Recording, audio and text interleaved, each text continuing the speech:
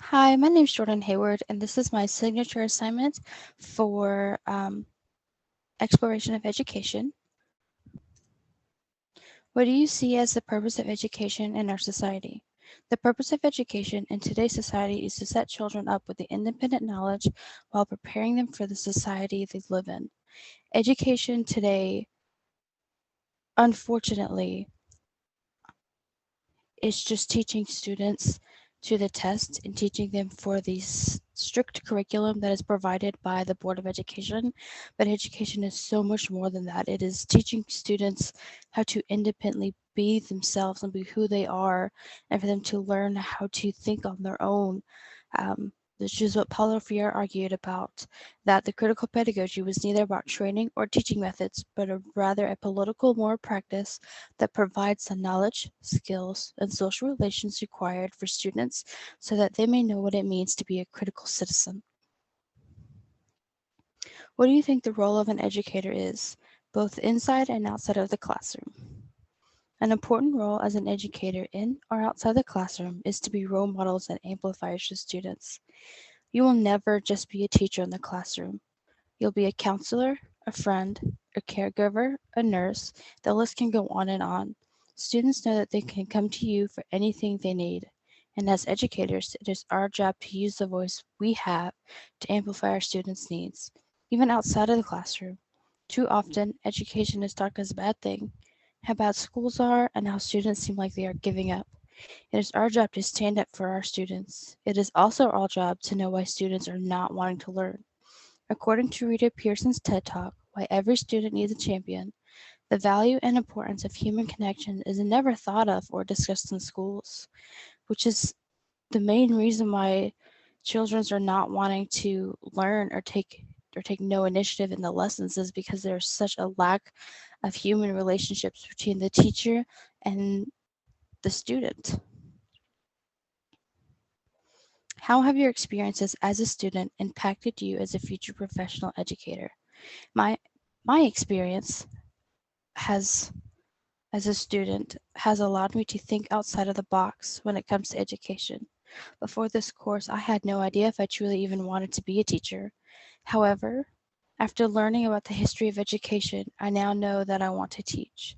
The chapter, From Silent to Dissent, Fostering Critical Voice in Teachers, in the text Educational Foundations, an anthology of critical readings, made me realize the issues many educators face in today's society. Many new educators are forced to be shaped into a specific mold and limit their abilities to educate their students. Being forced to teach a tight curriculum and strictly to the test has resulted in educators who are afraid to teach outside of the box, or who are not even capable to do so. By asking the yes but question, student teachers are able to expand their knowledge on the correct way of teaching.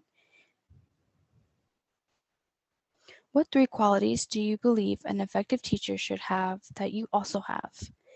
I believe that a teacher should have, they should be courageous. They should be able to adapt to each lesson plan and to each student, and that they need to be empathetic. By by having all these qualities, an educator is able to create and maintain an individualized learning environment for each student. I personally believe I already have these three qualities. Just from working at Starbucks as a shift supervisor, there are many opportunities for me to educate and teach my baristas, different skills that is needed to work as a barista and to maintain what Starbucks calls the third place, which is a place where everyone is welcome to Starbucks. It's like a home away from home, but there are rules and regulations set that baristas have to follow in order to create and maintain that third place. And that is how I plan on to develop and continue to um, further interest my qualities through Starbucks. I plan on developing these three qualities just from becoming or working as a shift supervisor and working my way up to an ASM or store manager, or by even teaching baristas how to use and how to create these three qualities for themselves. What is your purpose in wanting to be an educator? At the beginning of this course, I did not know the exact reason for wanting to teach. However, I did know that I wanted to help the younger generation grow. I now know the many difficulties that educators face from parents, children, administrators, and the Board of Education, and society. After knowing the importance of these difficulties, I still want to teach. I still don't have an exact answer as the reason why I want to teach, but I know that I want to.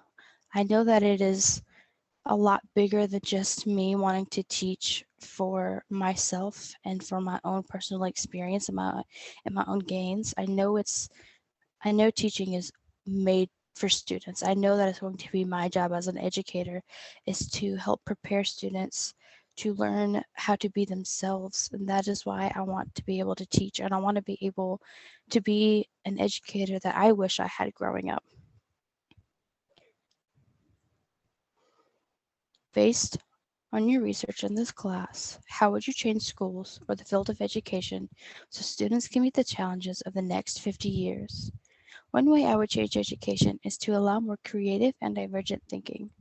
According to RSA Animate's video, Changing Education Paradigms, divergent thinking is an essential capacity for creativity. RSA Animate explains how selected children were tested on divergent thinking. First as kindergarten students, and then they were tested 5 years later from as 8 to 10-year-olds, and then 5 years later after to that as 15-year-olds. And at the beginning of that test, 98% of the kindergarten students tested as genius divergent thinkers. However, as they got older and as they became more educated, that percentage has drastically decreased.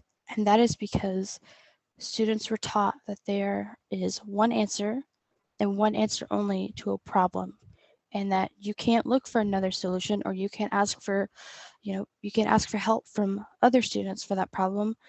They just didn't, there wasn't any creativity or any divergent thinking in the classrooms that they were being taught in, which is one thing that absolutely has to change in order for students to be able to meet the challenges for the next 50 years. Students need to know how to critically think independently on their own and how to solve challenging issues on their own while having the skill set and the knowledge to ask out for help, or have the skill set and the knowledge to discuss and create relationships with other students and teachers and other human beings to find problems to solutions, because there's never not one answer to a problem. There's multiple answers to a problem. And without accepting that that needs to happen for the field of education, we will never set students up for success in the next 50 years. Based on what you have learned in the class, as well as your own experiences, what is your working philosophy of education? As I said, education is more than just teaching math, history, or science, and it is also more than just preparing students to become successful citizens. Education is a way to teach students how to express themselves independently while learning the basic critical thinking skills necessary to become their own independent person. Education is more than just a means of just teaching the lesson and sending them home for the day. Students spend the majority of their lifetime as kids in a classroom. So it is our jobs as educators to prepare them for the real world that they will be experiencing whenever they graduate. They have to learn how to create friendships, maintain relationships, develop the problem solving skills that they need as adults. And so it is our job as educators to prepare students for that. And that is my philosophy of education. Thank you so much for enjoying and listening in on my presentation. And that is all.